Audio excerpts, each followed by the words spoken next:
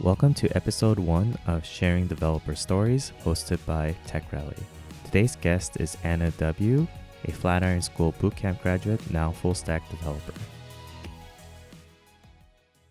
Hey everyone, TechRally here, and today I'm introducing a new series called Sharing Developer Stories, and I'm here with Anna. And Anna is a close friend of mine who I've known for a few months. And I just want to give her the floor to share her story, her path of becoming a software developer, and just get to know people that are in the similar space that are trying to break into tech. So Anna, do you want to do a quick intro for yourself? Oh, yeah. And thank you so much for having me. I started in education. I was a kindergarten and first grade teacher for about a decade. And then I moved from one city in New York to another city, Philadelphia. And with every move comes a job change. And I was kind of ready to expand my world. So I dabbled a little bit into human health and coaching and physical training and kind of a very different world from working with 5 and 6 year olds. And again, another life change. My husband and I had a child, and we knew we needed to move out of Philly and we wanted to move closer to New York. We had loved it so much. So, again, moved.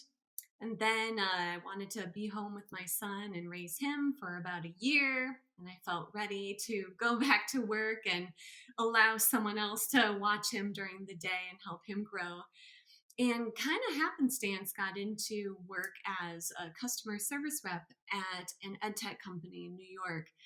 And I did not have a technical background by any means, but they were willing to take me on and train me and teach me what I needed to know. And basically, there is where I started to see this world of software engineering and sort of the back end of what I had always known the front end of. And really, what got me interested was a product specialist who was really more like a software engineer who loved problems. Anytime a customer would come with a bug or a feature request, he was able to look at it and give that customer something.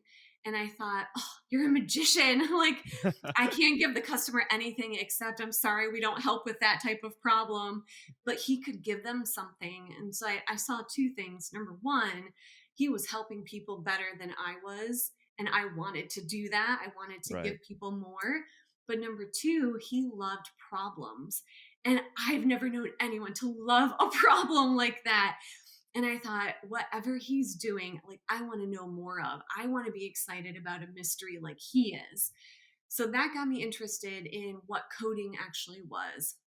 And from there, it was sort of a seek and find about what to do with that. A couple of things happened at once, but one, I knew that I wanted to get out of customer service and into something bigger, just stimulate the brain, keep learning all that good stuff, keep helping people better.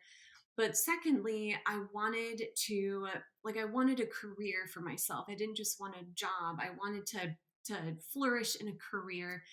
And the more I thought about software engineering, the more it looked like that could be a really fruitful place to get started. So Flatiron came about because I was looking at boot camps, had heard about boot camps from somebody else, a friend of mine who had gone through Flatiron, and ended up getting into there and going through the boot camp, getting a job. And now I am a software engineer at a company called Aware3.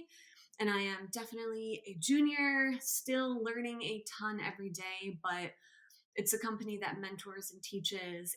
And it's incredible that I can call myself a software engineer after a year of transformation. So that's my story. Yeah, that's a really impressive story. I mean, even I know some people you hear stories where it took about like 3 months. So you hear some people that says 2 to 3 years. There's or even like 5 years. So the fact that you're able to do it in one, that's just amazing. And I was gonna ask about your like motivation on why you wanted to learn how to code, but I think just being able to be around someone that is a problem solver, that I think that alone could be good enough motivation. Did you did you do any coding before you applied to a coding bootcamp school? Were there any resources that you're trying to utilize and things like that? Yeah, I my efforts were very small. I give so much credit to people who can work full time and pursue another hobby or another side hustle. What that looked like for me was about a month of really big effort where I would spend maybe 30 minutes a day on free code camp because everything was free, the lessons Right. were bite sized, and really I was jumping into HTML and CSS just to convince myself that I really did want to do this. And it worked. I didn't know enough to know anything at all, but I knew I wanted to know more about it, which was what I needed at that point. So I went into Flatiron pretty much cold turkey. That Mm, first month of Flatiron was really rough because I was not only learning Ruby, but uh, basic stuff like what HTML even was or what CSS stood for. Yeah, much to learn. But yeah, yeah. right. Right. And like, why did you ultimately decide on attending a boot camp instead of Mm. just kind of continuing on the course of free code camp? It is like coding boot camps are, relatively more expensive than free. So yeah, Yeah. what was that like? What was the decision process making like? And obviously, everyone's story is a little different for why they choose what they do. But I'd be curious about yours. Yeah, it was something that it's so like I so clearly remember my thought process around it.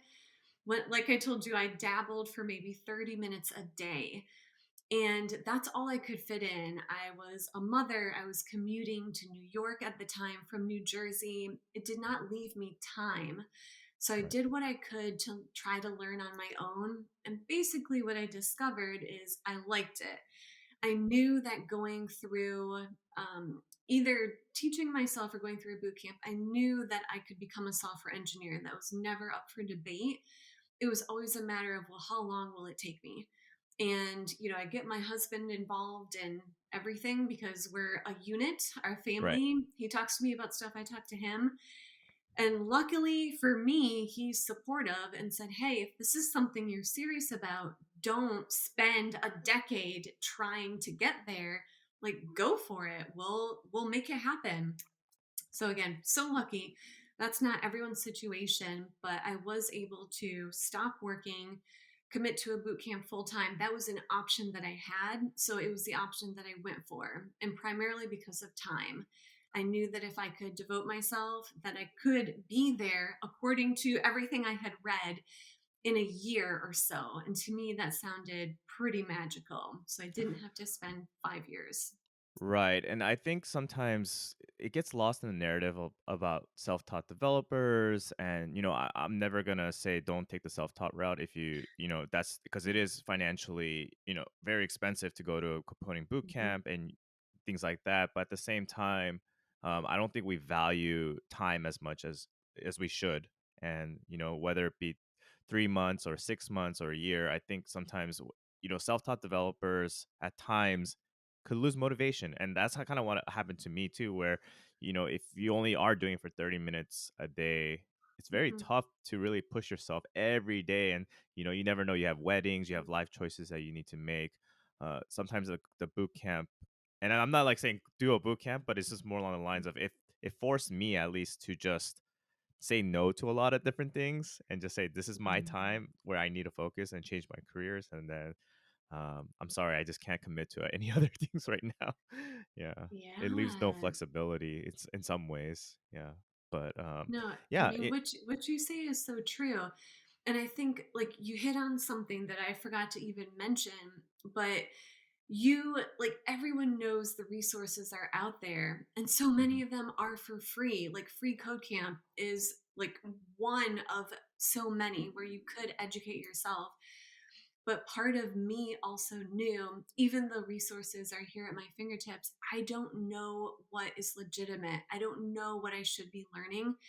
And for me personally, I wanted someone to tell me, focus on this. This is what the job market is looking for. Do that. And I think some people can make those decisions. Maybe they know enough and they have the discipline. And I tell you, so much credit goes out to people who do that because that I think is much harder than going back to school. So yeah, right. yeah.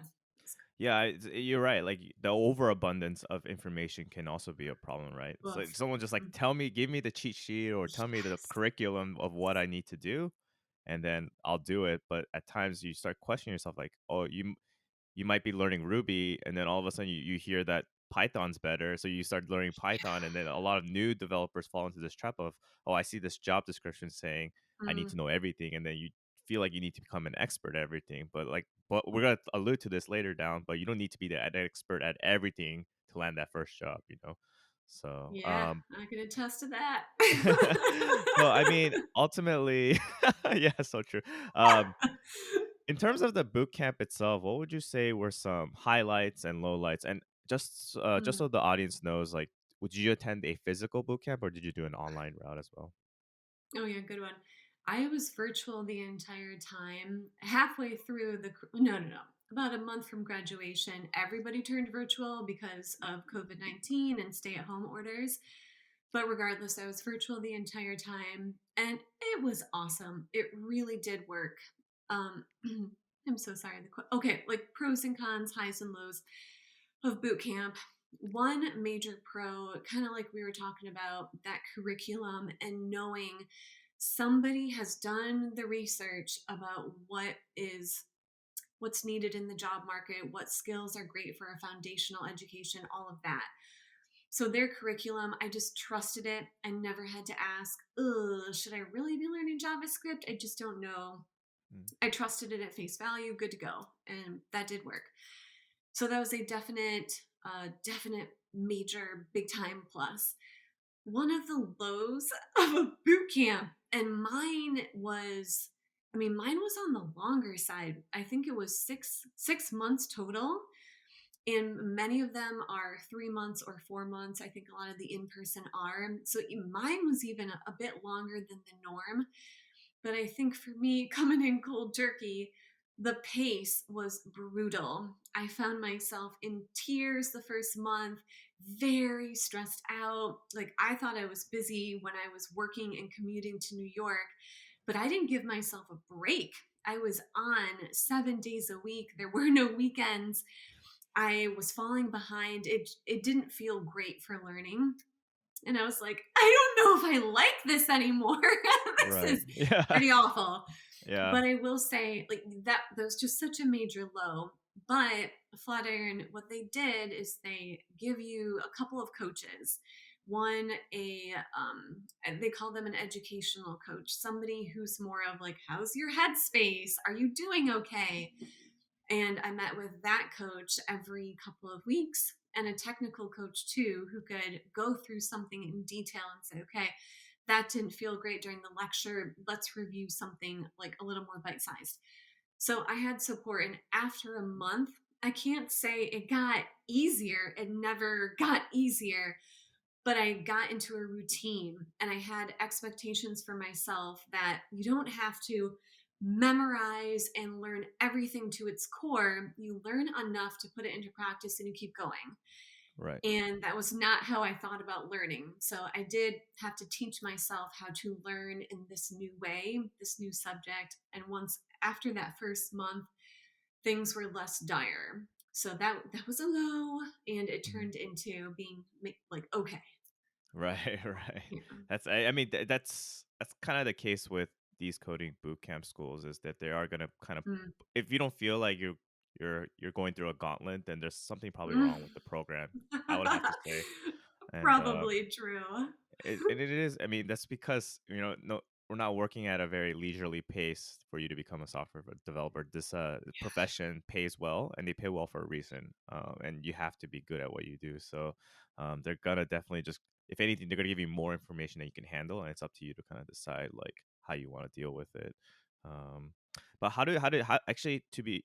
I know you kind of shared your experience, but like, how did you deal with that kind of high stress environment? Because Mm. everyone kind of deals with it a little bit differently, and sometimes people. I think when I went to Flatiron School, there wasn't really a concept of failing a module, but Mm. it sounds like that's kind of what they're kind of going towards these days. Where if you fail a module, then you have to redo it and things like that. Like, how did people deal with failure? How did did they feel like, oh, I this may not be right for me, and we could go in a lot of directions with that comment, but how do you think people dealt with failures at a boot camp? That very interesting question. Most of what I'm about to say is speculation Mm, because I I've got my own personal experience and what I went through. And then I was with a cohort of people, and I have some of their stories and also some of what I witnessed. But I'll just say at the top here, I started with a cohort of almost 50 people, 50 students, which Five was like zero. 50, and Mm-hmm. it was double what was a typical cohort. Usually like 20, 25 is typical. We had double that. And what happened by the end, by graduation, there were less than 20 of us who graduated at that time. Mm. And it was on, like, I graduated on time, meaning I didn't have to redo any modules. That still surprises me that I did not, but I did not.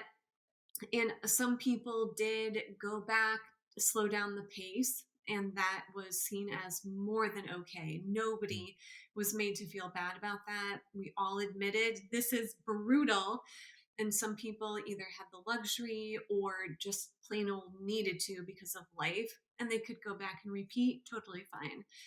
And I think people felt pretty good about that. Some people, after that first month, just dropped out. And after having conversations with a few, because I'm pretty social in the Slack channels, talked to a lot of people, and some people said this is just not what I thought Mm. it was. Like, Mm. it just wasn't as advertised, and they thought it was something different. So R- off they Right. went to pursue something else.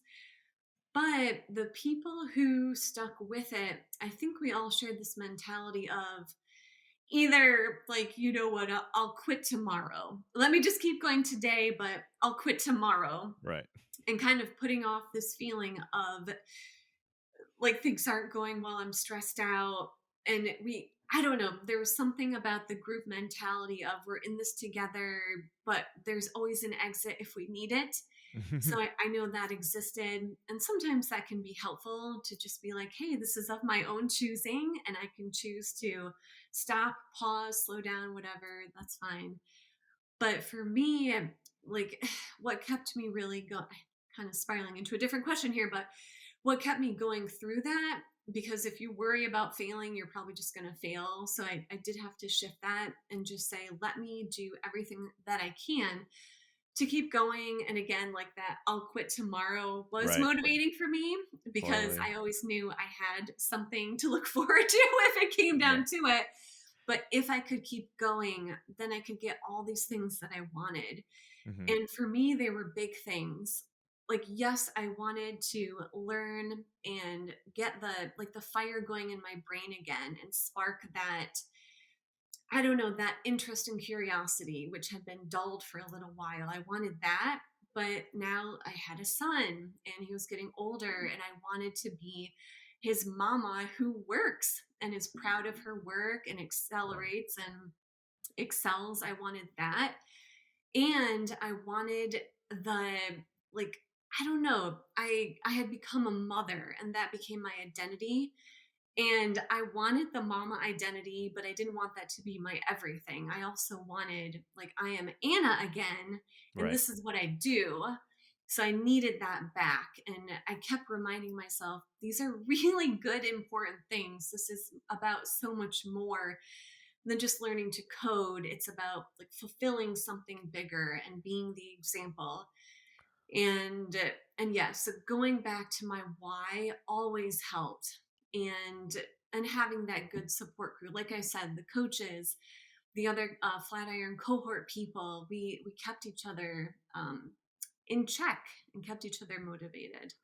Yeah, yeah. Yeah, you kind of touched on a topic that I was actually not even thinking about, but you kind of make up a, for me, a lot of times why I went to coding bootcamp was not purely on financial reasons. It was kind of to what we were Mm, talking about, becoming a problem solver, becoming someone that you say your kid could be proud of, like a mom, not just a mom, but someone that yeah. has a strong career and just someone that you could look up to. You know what I mean? And I think um, that's actually a good point. Like I think sometimes people go to coding boot camps or people choose this industry for the wrong reasons. They just see six-figure salary and then they go, "Oh, okay, that's what I want."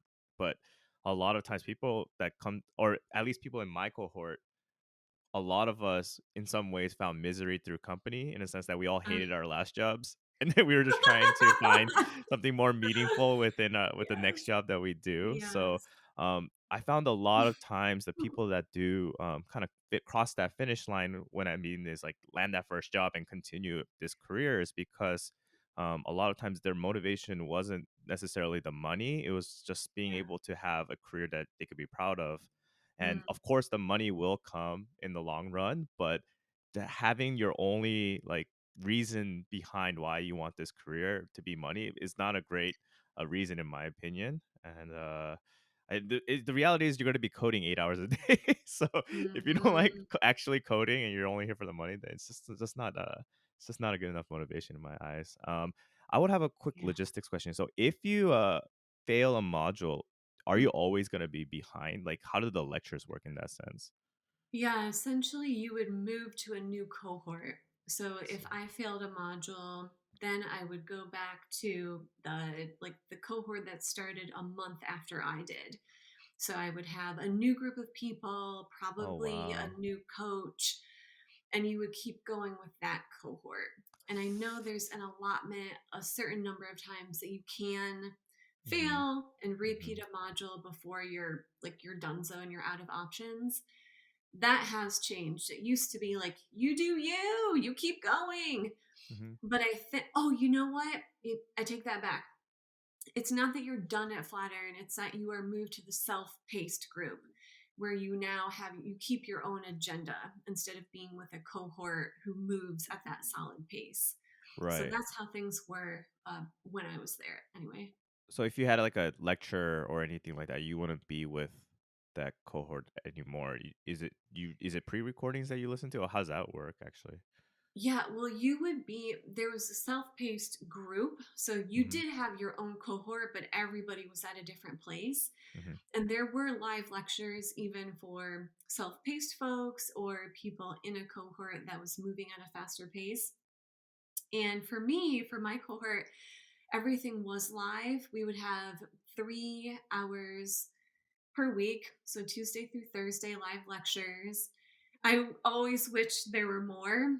That's when I felt like I learned quite a lot from being there, being live, having someone talk me through code. The rest of the time was reading curriculum and coding. There was always implementation, but I loved the lectures.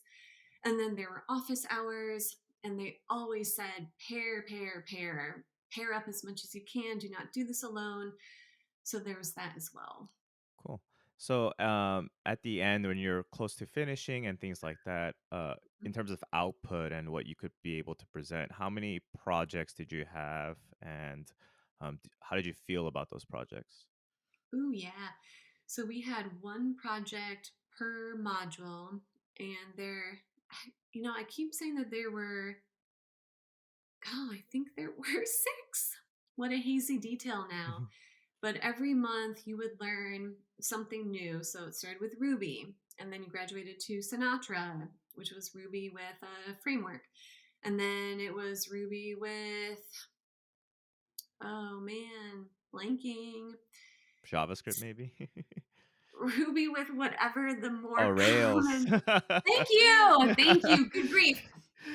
Man, I should really stop trying to remember Ruby. That feels so far in the best. Yeah, so every time you would learn something new like that or apply a new framework, you would create a project. So basically, you were building something from scratch every month. And the project started very simple, going from being based just in your terminal to being, visible in a browser. And I loved those projects because they made you feel like I can do this. They were so hard. It's so hard to build something in 1 week and have it be fully functional and no Right. errors and all of that, especially after you just learned something. But then you have this work of art, and to someone else it may look like a really crappy website, but to you you're like, blood, sweat, and tears went Blood, sweat, and into tears. Yeah. making that look beautiful. So I was very proud of those projects, and they were all hosted. So yes, thank you. All hosted so that when I was job hunting, I had something to show. It wasn't just, here's my certificate from Flatiron, I graduated, and I built these things. Right. And I can't say how many people, employers, hiring managers, whoever looked at that. I don't know. But I do know that people, when I got into interviews, it always came up. Hey, I saw your project, or, Oh, wow. send me a code snippet from your project and explain it to me. So I know that enough people paid attention to, to always recommend for people to do that same thing. Host a project, showcase your work. And for someone like me who didn't come from a tech background, that's literally what I had behind my name. I Right, am Anna. right.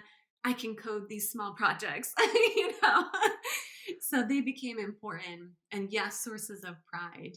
Oh, Yeah, that's awesome. I mean, sometimes I think people have, like myself included, it's like, how are you actually going to look at your projects, or are they going to ask you yeah. about your code and things like that? So hearing Yeah. your story definitely, I think will motivate people to actually, build projects, not just talk about code and things like that. I know you mentioned job stuff, and if I was wondering, how long did it take for you to find a job after you graduated? From time of graduation, and I did start job hunting right away in terms, and what I mean by that is starting to prepare my resume, host my projects. I considered that starting the job hunt. So from that point until I got hired was exactly 3 months. And I will tell you, Wow. it felt slow in the moment. I felt like it's never happening. It's not going to work. This is a dead end. And then it happened in 3 months. And I was like, oh my God, oh my gosh, wow. Because it happened during COVID. Like companies Right. were simply not hiring for the bulk of that, and especially not hiring someone so new to tech. So I thought it was remarkable. 3 months. Many people in my cohort are still job hunting, and it has been like 6 months, almost a year at this point. So Right. yeah, I know I got very. I will not say that I got lucky, but the timing was wonderful. I'll leave it Yeah. at that. And there may be a little bit of luck. Let's be honest about that, because I think that's just what we're hoping for. One company to Sure, say yes, sure. but yes, I think you did put in a lot of work. Actually, I don't think I know you did put in a lot of work, and I just Yeah. want to ask you, like, can you share some of the strategies you used after you graduated to help you land your first job? Looking back and thinking about what did you do to get you to that point. Oh, yes, my goodness. There there were so many things to be done, but I didn't know what they were. Like I said about Flatiron, I was given this curriculum where every day I knew exactly what I needed to do. It was almost like a work of art that I could look at and know exactly how to chip away at it. And at the end of the week, I knew that I had done what I needed to do. That was a terrible analogy. Apologies. But for the job hunt, I didn't have that. Yes, I had a coach. Everyone who graduates has a career coach, and I was very lucky to get a very good one. But he could not design my schedule for me. That was up to me to decide how to spend my time and what to do. And what I discovered early on is I did not know what I was doing. I was spending all my time on my LinkedIn profile or getting my resume ready, and I wasn't actually applying to any jobs. I was very nervous about doing that. So, what I ended up doing, which I like, one thing I knew I could do and wanted to do was start to talk to people. I wanted to talk to people who were already software engineers because I felt like they had the motivation to keep me going. They were in the thing that I wanted to do and I wanted to hear more about it. But also, after talking to many software engineers, they were so encouraging about saying, you have what it takes, just keep going. And to hear a Flatiron coach tell me that is one thing. Like, okay, you are paid to say that. But hearing a software engineer say that, I was like, oh, really? Okay. And it almost gave me a little more wind under my sails to keep going. So that, I think that became what, like, I don't know what was my power, my magical power, that I kept talking to people, and specifically talking to people who were already doing what I wanted to do. It helped with motivation. They also gave me real tips, like real things to do that would be impactful for getting a job. And I can use you as an example because you were somebody who, like, we found each other during the course of my time at Flatiron, and afterward, when you reached out, I was just like, oh my gosh, he's a real software engineer. Like, this is big time. He's talking to me. And when we started working together, and you would tell me things like, code, practice, like you're feeling low, go back to your roots, get in there. And we talked about open source code and contributing in a real way and what that looks like for future employers Right. and real steps to get me moving forward instead of me being in my head feeling like I've got a billion things that I should be doing and could be learning. You were someone who said, That's a lot. Let's parse it down. Let's choose two things that you could focus on and do and feel really good about." So, Right. stuff like that, talking to you, talking to my career coach, speaking with other people at whether it was a networking event or it was a webinar about some technology, whatever it was, trying to come away with a bite-sized piece or a bite-sized action step that would move the needle. And I think Right. people and talking to people helped me do all those things, like to make myself unfrozen and to keep going forward. It was talking to people and getting out of my own head. So yeah, that was a Right. lot. That was a very big deal. No, I think you make up a good point, and I was gonna ask you about like the power of networking, but I think Mm. you might have answered it where it's like sometimes you feel like your confidence is at a low, and Yeah. you need to like someone can talk to you and say like, "Hey, I've been there before, and this is not just just a you problem. This happens to a lot of us." So the fact that you're able to get those connections is pretty amazing, but maybe not everyone has the power that Anna does in terms of networking. So, like, is there some kind of what did you do? Was it through LinkedIn that you talked to people? I know you found my YouTube channel and then you kind of joined my Hmm. Facebook group, and then Yep. I opened up my calendar for just one-on-one coaching and things like that. And Yeah. funny enough, like not many people took it, but you did, and you know what? Look what happened, right? So, I mean, it's kind of what it is. Like you gotta shoot your shot in some ways, but what Yes. was like an initial conversation turned into an actual relationship where we actually talk to each other once a month, or maybe Yeah. in the beginning it was like once every 2 3 weeks. But in Yeah. it's crazy to think about because, to be honest, when we did talk and when you did get it, it also kind of originally I thought like, wow, it took a while, but it only Mhm. took 3 months. And I remember in the beginning it sounded so like bleak, and you're like, oh, I don't know if I'm gonna be able to do this, and like Yes. look, it only took 3 months if you think about it. So it's I awesome, yeah. know. No, But and you but know yeah, what?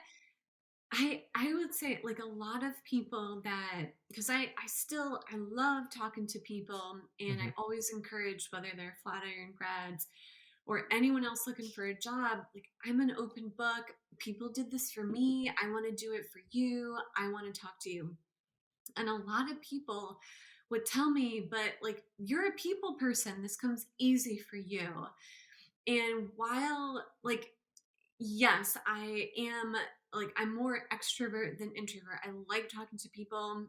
It is still nerve-wracking, and I will tell you, it was no easier for me to reach out to a stranger, send a cold email or a cold LinkedIn message, or try to like muddle my way through a conversation with someone who already is doing the job I want to do when I don't know what to say or what to ask. Like all of that, maybe it looks so easy, or maybe I talk about it very well, but it was not fun, easy, pleasant to do that in the beginning, to reach out and convince somebody that they should want to talk to me or right, should make the time. Like right, that, I think that needs to be said. It's not easy, even for someone who likes talking to people. That is right, still awkward as all get out. But I do know that getting out of your own head, I think that became my biggest takeaway. Like, I have got to talk to somebody else and get out of my own head because I will paralyze myself or freeze myself with not doing anything when it appears like there's so much to do. So Right. that became my way out of a very frozen situation. Like a lot of people talk about imposter syndrome as being very big when you're getting into coding, and that was so true for me. So talking to people became my way of getting out of that and feeling Right. like I'm not good enough. Well, let me just talk to somebody, and inevitably that would get me out of that funk. Right, right. And I mean, and just to push back a little bit, I mean, talking to people is great, and getting advice from experienced developers is also great. But I think sometimes, as someone that is experienced, what I learned was that you know you're only speaking from your own experience, and number one, you're no Mhm. longer a junior developer. So what worked back in my time in 2015, like I make it sound like I'm like an old dinosaur, but may not work, in 2021, Yeah. And I think sometimes, like, even as experienced software developers, we kind of have to have a responsibility of kind of looking at it from the perspective of your shoes. Like, what are you going Mm. through? And I think, not to like toot my own horn, but we did talk like at least once a month. We were definitely not just saying like, "How do you feel? You got this." That's it, right? We were actually game Yeah. planning and strategizing ways that was comfortable for you to help you land that first job. Like, a lot of our conversations wasn't like a pickup call, but it was more about, I mean, that was part of it as well, but it was just more geared towards like, okay, like, what can we do this month, or what can we do in the next 2 months to get you that first job? Like, in your eyes, like, what would you say was the most helpful about talking to someone that is experienced and kind of more geared towards like actually strategizing a game plan for your career? You know, I think about this so much because one of my big reasons for why I was so delighted to hear from you and to start talking to you, and when, like you said, you opened up your calendar, and I thought, oh, like it was so amazing because you were already an experienced software engineer. And to me, that was a testament to you did this. Not only did you become a successful software engineer, but you too graduated from a boot camp and you started from essentially where I started from. And having that example in front of me meant that what you're saying, how you're coaching me, what our action plan is, kind of like the Flatiron curriculum, I didn't have to question it. What you told me, I thought he knows what he's talking about because he did it. He's been there, done that, and he's doing it right now. Hmm. That to me was invaluable because, like I said, like my Flatiron coach, incredible, incredible, incredible.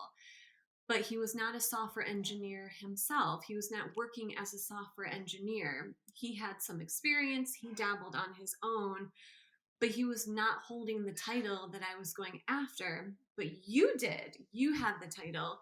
So when you told me, you know what, okay, I'm hearing this. So I think, how about if we focus on that and come back to me in 2 weeks? Let me know how it went. You tell me if that feels right. Like, in the best possible way, you gave me a direction and I did not have to question, well, is that really what I need to do?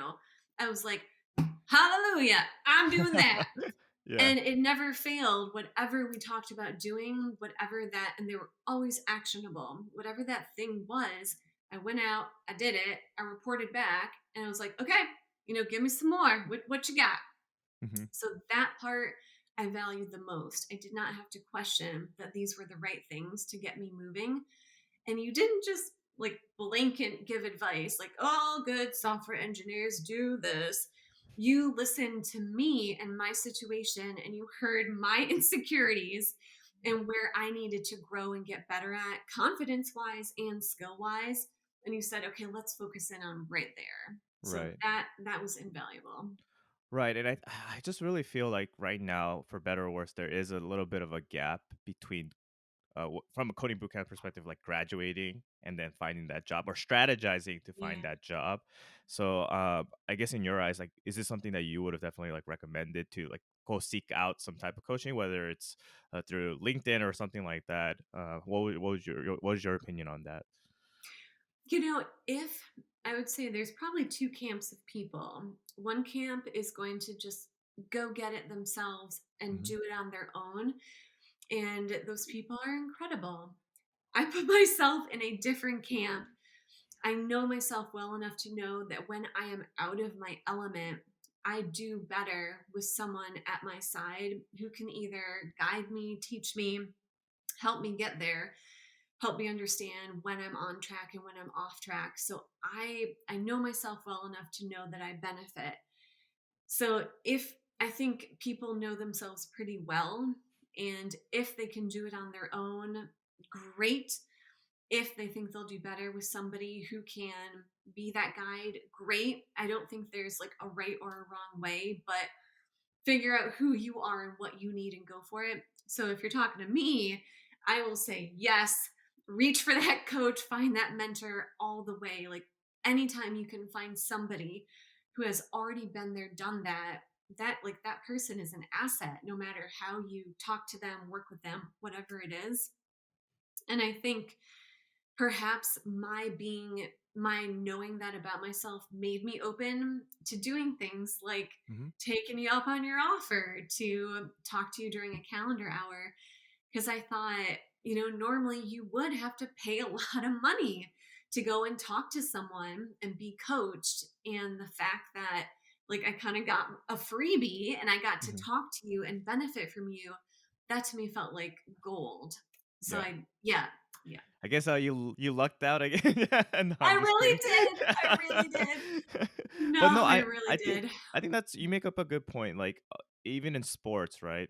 There you can't just function a team without a head coach or an offensive line coach or any Yeah. kind of specific positions coach. There's a coach for every little part of to make the team successful. And just like in your software career, there may have been a coach for you to become technically sound. That's maybe the coding Mhm. bootcamp school, but there's also some aspect where you're like, hey, am I strategizing my time right now to land my first job? And if you don't get any kind of guidance, it's yeah, self people could do it by themselves, but you still have to make those mistakes and figure out maybe in a longer time span. Oh, I shouldn't have done this, or I should have done this. And you know me, I love and value my time. So to me, my time Yeah. is always the most important thing. So yeah, it's always up to kind of that individual to decide what is best for them. Oh, I and you actually, know what else? yeah, Oh, sorry, can I say no, no, go one ahead, thing? go ahead. What you said about time, I think that's a huge piece of it. When I graduated, I did not want to waste any time in getting a job. It was right in the middle of COVID, so things were pretty stressful, as is. I didn't want a job hunt hanging over me for long because of that. But also, like, you don't work, you don't earn money. And I needed to start earning money again. I'd already been out of work for close to a year. So I didn't want to waste time. And that's another reason. Like, why would I take advantage of someone else's time and work with a coach and potentially spend more money on a coach? Right. Is because of time. Exactly what you said. We all get the same amount of hours in the day. You don't get your time back. So why not spend it a bit more wisely? And if Hmm. you like putting, like you said, boot camp, Flatiron, it's expensive, but it came down to time. I did not want to use free resources for a number of years or however long it might take me. I paid curriculum to get a very fast education so that I could up my chances of getting a job quickly. And that's exactly what it came down to for coaching. Why wallow in doubt and misery when I could have someone get me there quicker? And that is Right. what happened. Three Right. months. That's, Yeah. I mean, I'm so proud of you, honestly. It's amazing that Oh, after graduating, I thank mean, you. especially this is not a normal time to be looking for positions, and the fact that you were able to, I mean, it's a true testament of how much you were able to overcome your struggles and just a lot of the work that you put into just coming bearing fruit essentially. Um, Well, and big thanks to you for helping me get there. of course, I appreciate that. Before I end the call, I'm gonna try to add like a theme to every person I talk to, and the theme I want to talk about is like removing doubts in your coding journey with you. Mhm. And I know if I could share that story about, I know we Yep. when we talked maybe the second to last or maybe last time before you got your job, you were asking me, I found this position. It's not a coding Oh, job. It's yes. in the tech industry, but it's Yes. more of like a Oh, social manager and things like that. And maybe if yeah. I joined that company, I could become a software developer. And I told you, I don't think you should do it. And there are a lot of reasons Yes. why I said why I don't think. I was like, I get it, and you're like really desperate to find a job, but you've only been doing this for Yeah. 2.5 months, and if you take this job, what happened? Well, you might be able to, you might lose your coding skills, right?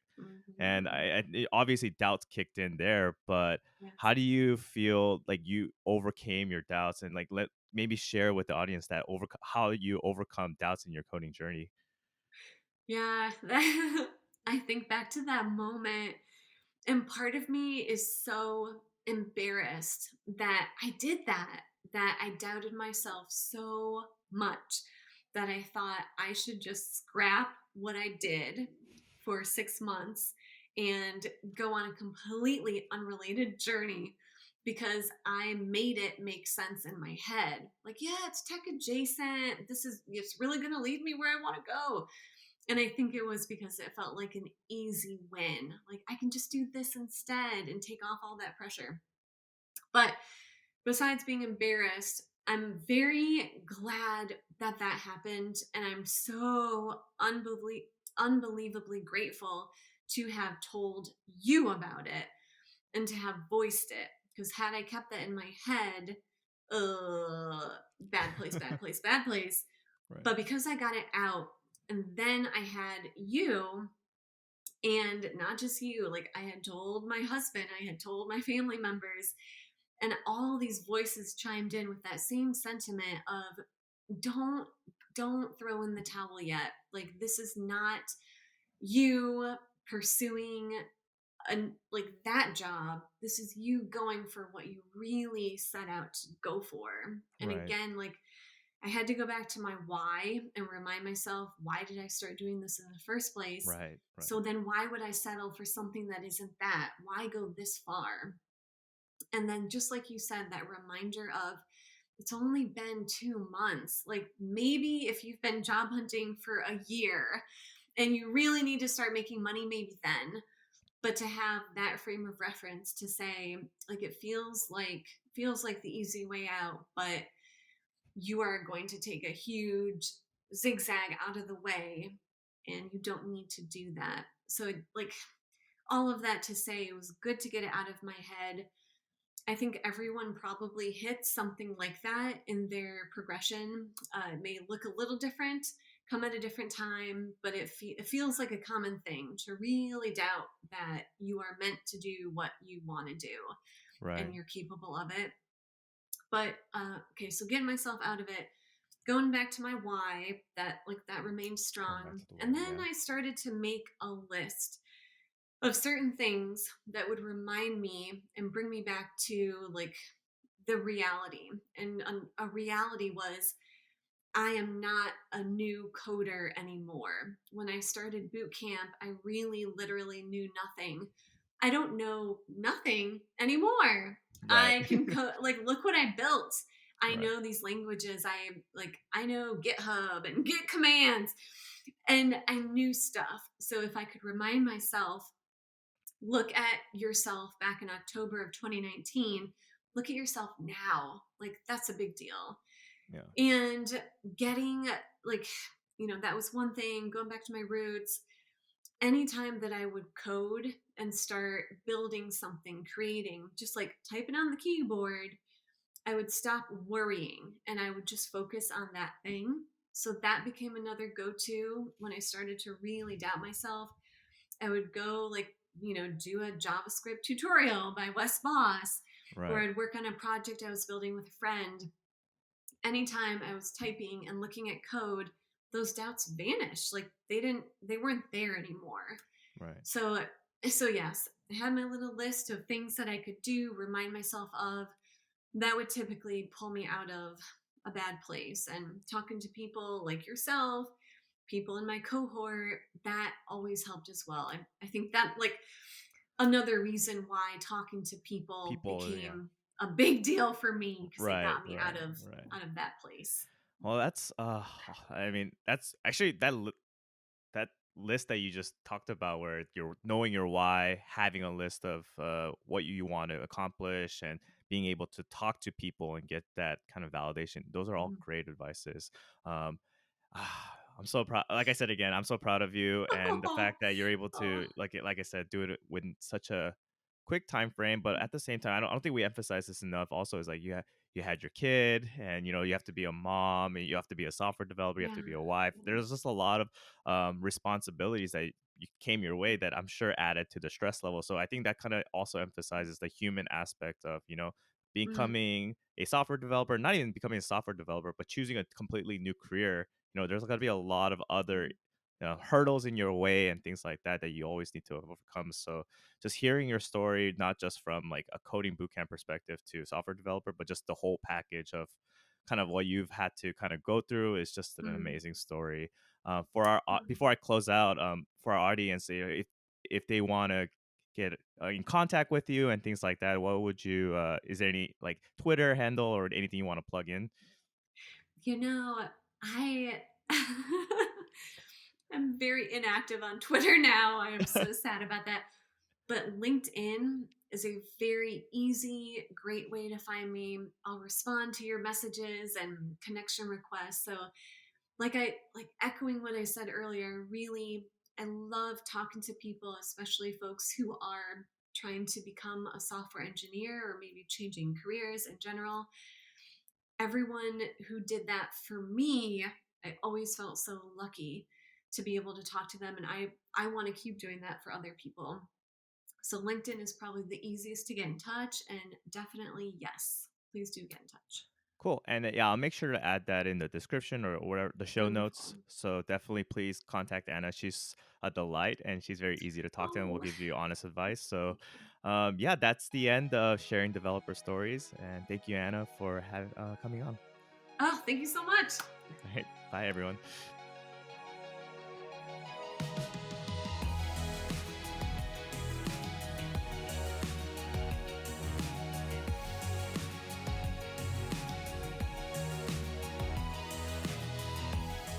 Maybe I'll just try something else. Let me try this. Hey, everyone. Tech Rally. Hey, everyone. Tech Rally here. Like, stop laughing. I can't focus. Now you know that I'm not perfect. See, this is this is the problem. All right, all right, all This is right. too good.